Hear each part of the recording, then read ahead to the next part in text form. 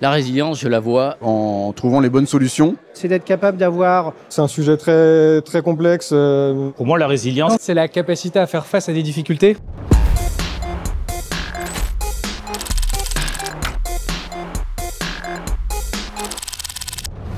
La résilience, je la vois intégrée dans les processus métiers. C'est d'être capable d'avoir des anciennes technologies avec des technologies extrêmement modernes, tout en maintenant les services à l'utilisateur. C'est vrai que c'est un sujet très, très complexe, transversal. On l'a vu encore très récemment avec une Zero Day dans Firefox. Il y a beaucoup de sujets comme ça, on s'y attend pas et ça nous prend du jour au lendemain. Il faut une approche multifactorielle, je pense. On parle de Rust notamment pour sécuriser des développements, donc peut-être améliorer ce côté-là. Il y a eu des lois européennes pour essayer de pousser la résilience. Les systèmes deviennent de plus en plus complexes.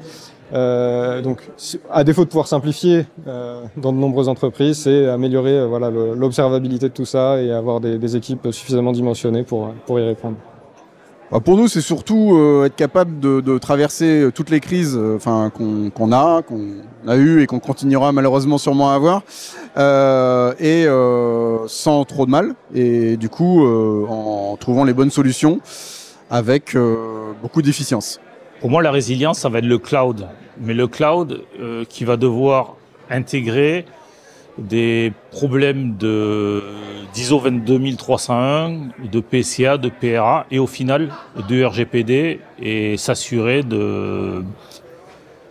que les données restent en Europe. Pour moi, la résilience, c'est la capacité à faire face à des difficultés et à pouvoir poursuivre son activité une fois cette difficulté passée. Et en fait, moi, je la vois évoluer plutôt comme un retour aux sources et un retour aux fondamentaux.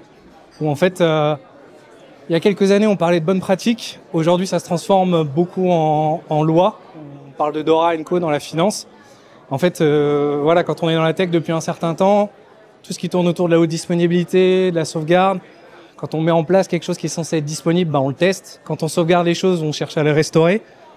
Et je pense qu'il y a un peu un retour aux sources en fait à ce niveau-là. Pendant des années, il y a eu beaucoup de hype, il fallait innover, il fallait dans le cloud, le data lake, plein de buzzwords qui sont nés. Et en fait, la résilience, ça nous permet de revenir à l'essentiel en fait.